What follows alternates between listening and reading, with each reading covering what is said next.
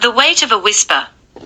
The notification sliced through the comfortable hum of the downtown cafe. It was a sharp, demanding sound that drew 4 pairs of eyes down to their phones sitting on the polished wooden table. Hassan took a sip of his coffee, dread coiling in his stomach before he even unlocked the screen. It was the boys' halakha group chat. Usually, this space was reserved for planning weekend soccer matches, sharing beneficial lectures, or asking for urgent du'as.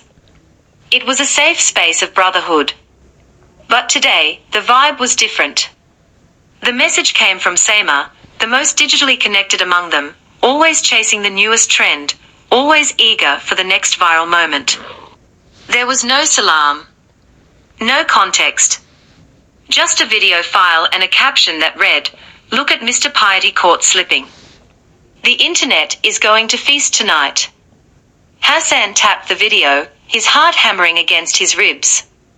The footage was grainy, shot vertically on a phone from across a dimly lit street late at night. The subject, however, was devastatingly clear. It was Brother Yusuf. Yusuf was a pillar in their community. He was the man who always arrived early for Fajr, the one whose gentle recitation of the Quran brought tears to people's eyes during Ramadan. He was known for his soft speech and his lowered gaze. Yet, in this shaky video, Yusuf looked unrecognizable. He was disheveled, his usually calm face contorted in anger, as he shouted aggressively at another man outside what looked like a questionable establishment. He stumbled slightly. It was an ugly, raw moment of human weakness. A profound fall from grace captured in 10 seconds of high-definition cruelty. Around the cafe table, the atmosphere shifted instantly from relaxed camaraderie to toxic excitement. "No way," Amir breathed out, leaning in closer to his phone. Brother Yusuf. The guy who gave the lecture on controlling anger last week. "You have to be kidding me."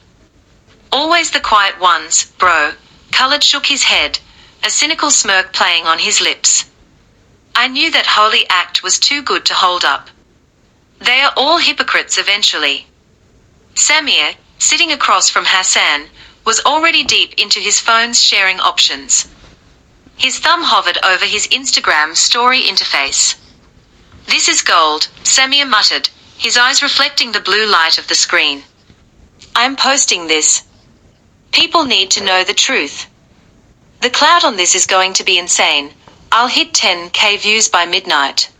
Hassan felt sick.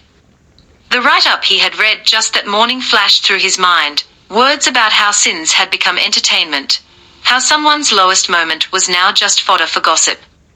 He looked at Samir's eager face, seeing the terrifying disconnect between the real human suffering on the screen and the digital dopamine hit of likes and views. "Wait." Hassan's voice was rough, startling the others. "Samir, don't post that." Samir looked up, genuinely confused, his thumb still hovering. "Why not?" "He did it. It's on camera. It's the truth, Hassan. Why are you defending a hypocrite?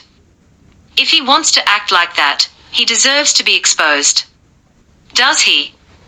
Hassan asked, leaning forward, the noise of the cafe fading into the background. "Think about what you're holding in your hand, Samir. That isn't content.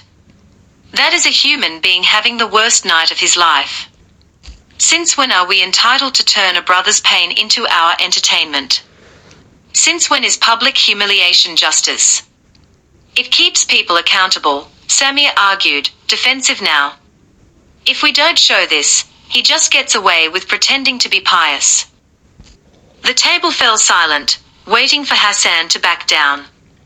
It was easier to go with the flow, to laugh, to forward the gossip.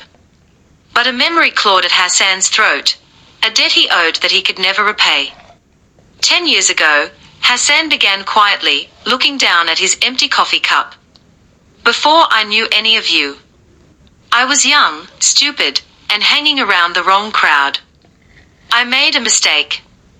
A massive one. I was somewhere I shouldn't have been, doing something that would have destroyed my parents' reputation if it got out." The other 3 men looked at him, surprised by the sudden vulnerability. Uncle Farouk, you know him, the elder who sits by the door at the masjid, he caught me. Dead to rights. Hassan swallowed hard. I remember the terror I felt in that moment. I thought my life was over. I thought I would be the talk of the community by Jummah prayer. I was shaking, waiting for him to yell, to pull out his phone, to drag me home. Hassan looked up, meeting Samia's eyes. He didn't do any of that.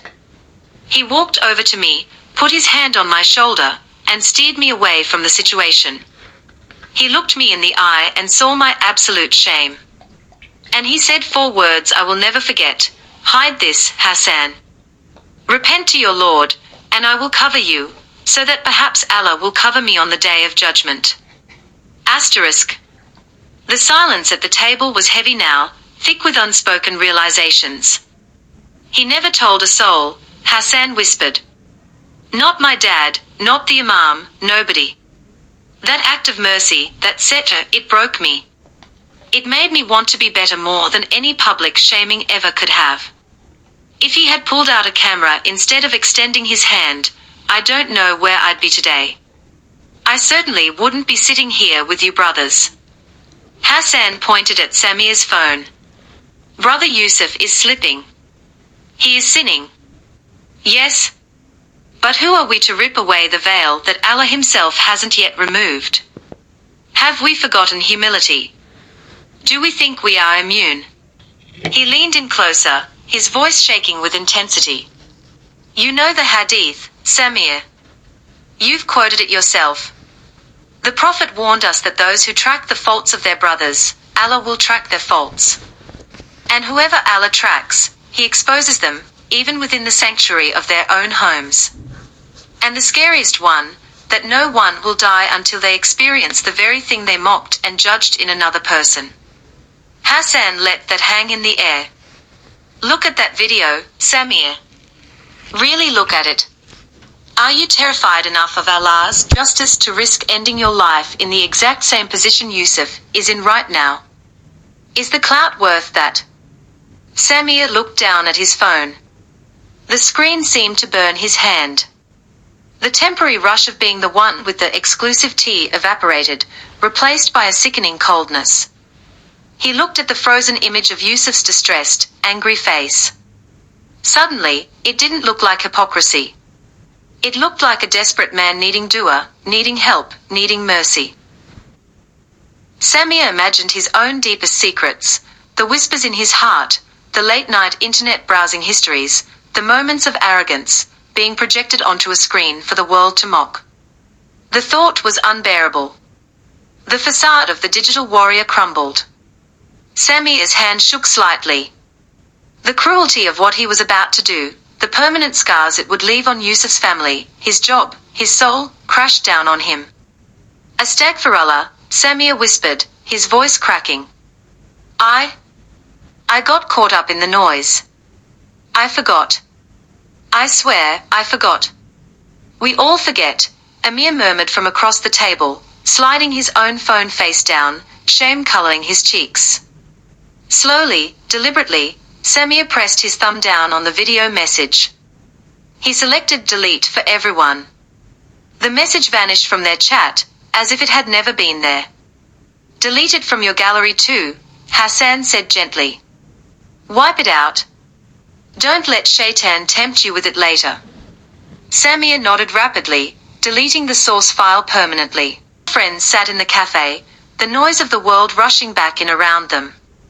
They hadn't done anything heroic. Nobody would ever know what happened at that table. Somewhere in the city, Brother Yusuf was likely waking up to a crushing hangover of regret and shame, terrified of who might have seen him. He would never know how close he came to total ruin. He would never know that his dignity hung in the balance of a single thumb press in a downtown cafe.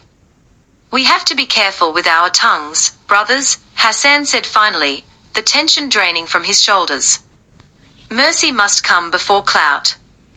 Because wallahi, the day will come when we will need Allah to cover us far more than Yusuf needed us to cover him tonight.